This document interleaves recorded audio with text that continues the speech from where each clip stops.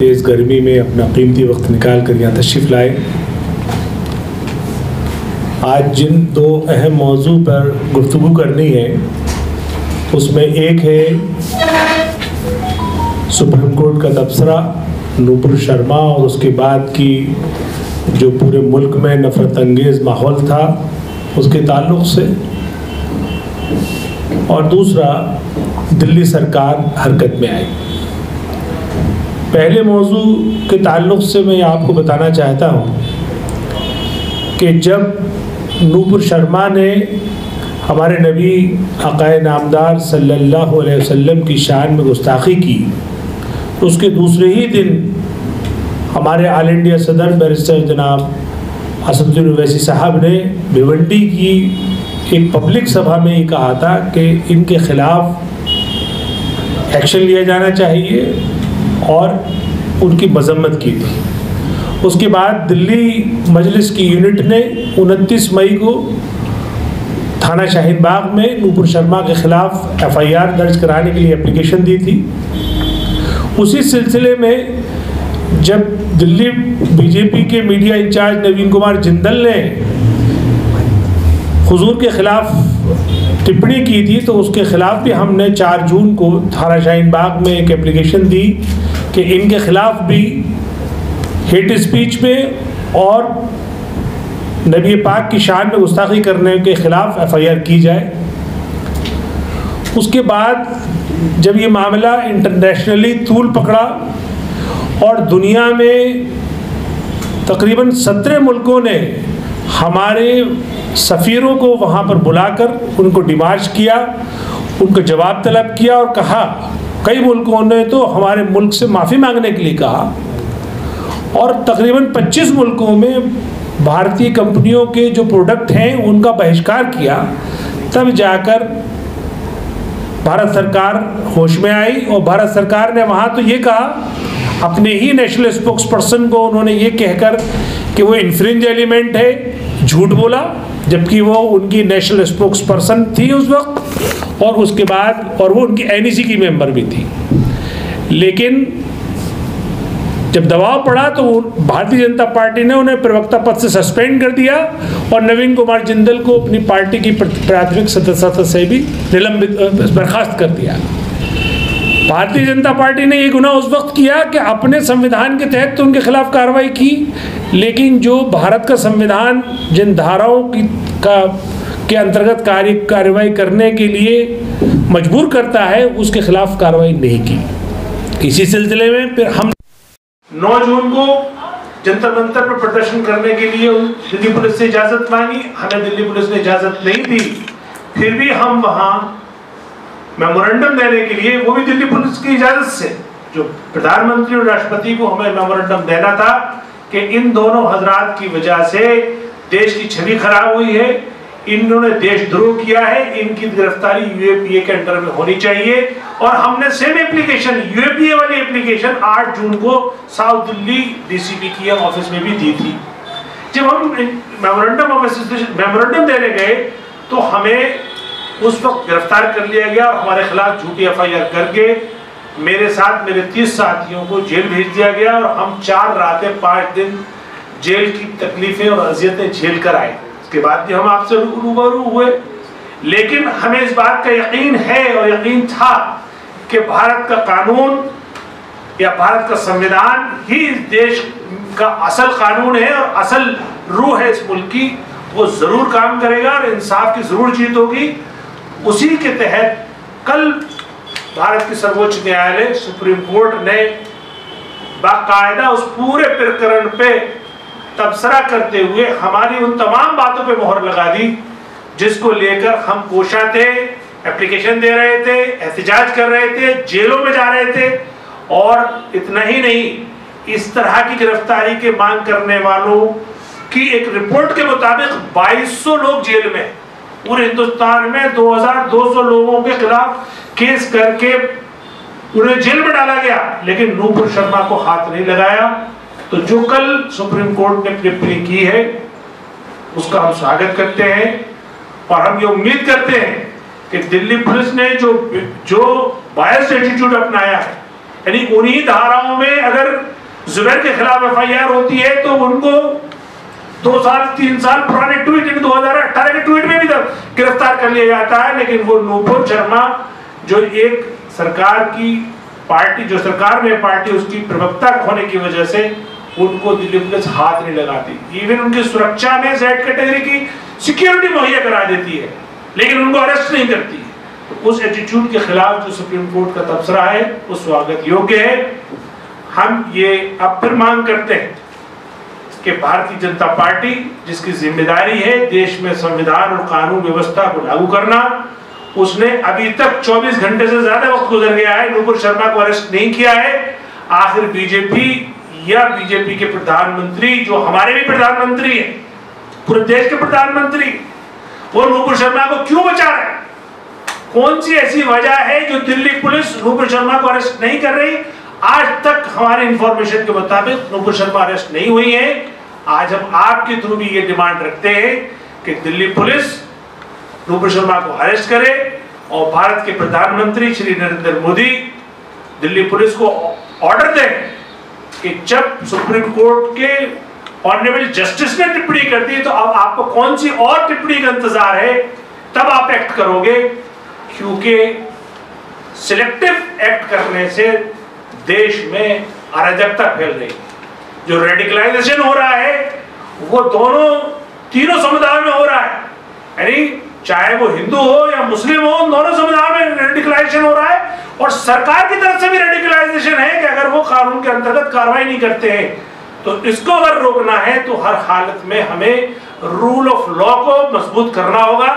हमें एक आंख से नहीं देखना, हमें दोनों आंखों से देखना होगा। जिसका जो गुनाह होगा उसको हमें उसी वक्त अगर हम सजा देंगे तो मुल्क में अमन व अमान रहेगा, शांति रहेगी और रेडिकलाइजेशन खत्म होगा, कम होगा। इसके साथ साथ एक और इम्पोर्टेंट टिप्पणी की, वो उकसावे की, चाहे वो टीवी डिबेट पे कही, एंकर के रवैये पे कही या उन सब्जेक्ट पे कही जो सब्जेक्ट मुबाहिसों के लिए चुने जाते हैं। वो टिप्पणी उनके ऑर्डर का तो हिस्सा नहीं है, लेकिन जो ऑब्जर्वेशन है वो इस मुल्क को दिशा देने के लिए काफी है। इस मुल्क में जो नफरत का माहौल बना है और उन नफरत के माहौल बनाने के पीछे जो तमाम टीवी डिबेट्स और उनके पीछे एंकर और उनके पीछे जो एडिटोरियल जो कंटेंट एडिटर्स हैं, उन सब के लिए वो सबक है कि अब आप अगर आपको देश में नफरत का माहौल खत्म करना है, डिवीजन समाज में जो विभाजन है उसको खत्म करना है, तो आपको इस तरह की नफरत अंगेज टॉपिक से बचना होगा। ये तो हमारा आज का रहा एक टॉपिक।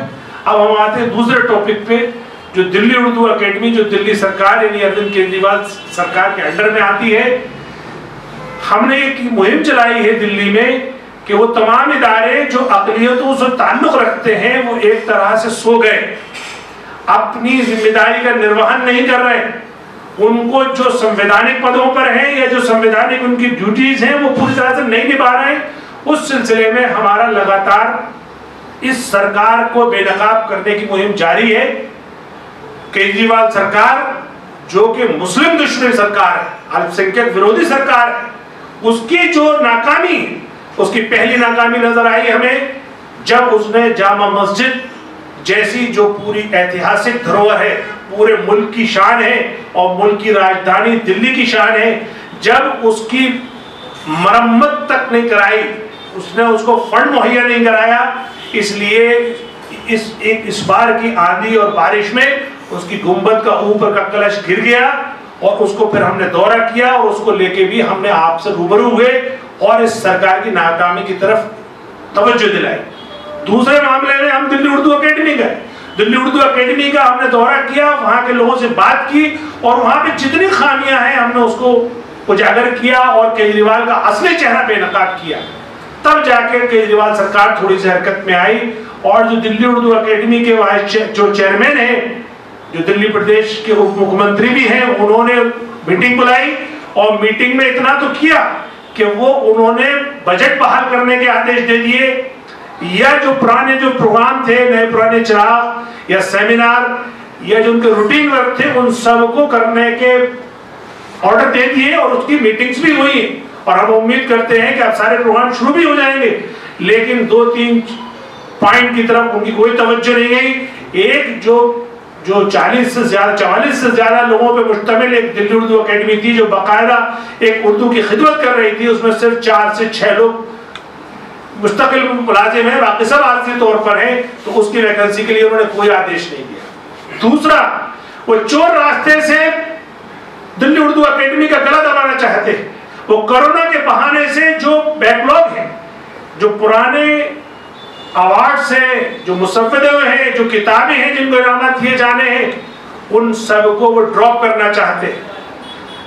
इसके अलावा जब कोरोना काल था तो उन्होंने मजदूरों को, ऑटो ड्राइवर्स को कोरोना काल की वजह से उनको अलग से इमदाद दी थी, ग्रांट दी थी, लेकिन उनके ख्याल में अदीब, उदबा, शोरा या जो राइटर्स है वो नहीं आए, तो अब आपने उस वक्त भी उनकी कोई मदद नहीं की, और अब आप कोरोना के नाम पर जो उनका हक है, जो उन लोगों ने किताबें लिखी हैं, मुसव्वदे लिखी हैं, या और जो उनके उर्दू अकेडमी के अंदर जो काम आते हैं वो सब किए हैं, वो आखिर उसको ड्रॉप करने का आइडिया क्यों उनके दिमाग में है, मंसूबा क्यों है।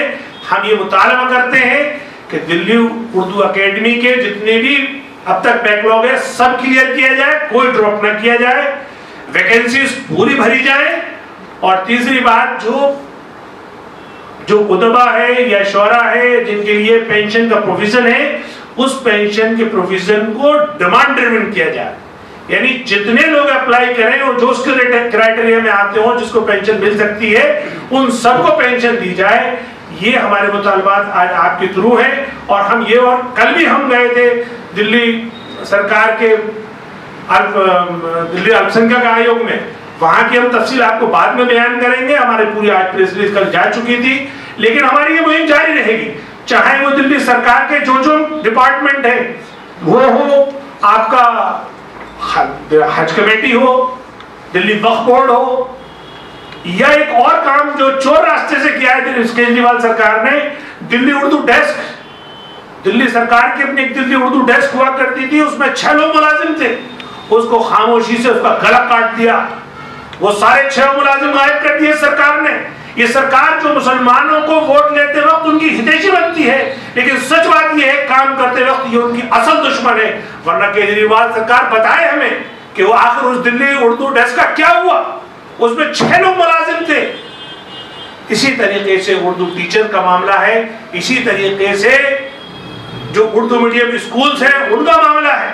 इस तरह का जो उर्दू के साथ जो सौतला व्यवहार है सरकार का, वो वक्त वक्त पर हम उजागर करते रहेंगे। लेकिन मैं एक मर्तबा और आपको, जो कल हम दिल्ली अल्पसंख्यक आयोग गए थे, वहां पे हमने 19 पॉइंट उनके सामने रखे थे। 19 पॉइंट का हम उम्मीद करेंगे कि वो जरूर जवाब देंगे। आज मैं आपके सामने रिपीट किए देता हूं। 2 साल से उन्होंने कोई सालाना रिपोर्ट शाये नहीं की है, जिससे हमें ये पता लग सके कि आखिर वहां काम क्या हो रहा है और क्या नहीं हो रहा है। दूसरा, जो पहले कमीशन ने रिपोर्ट्स तैयार करवाई थी, उसमें बहुत ही अहम रिपोर्ट्स थी।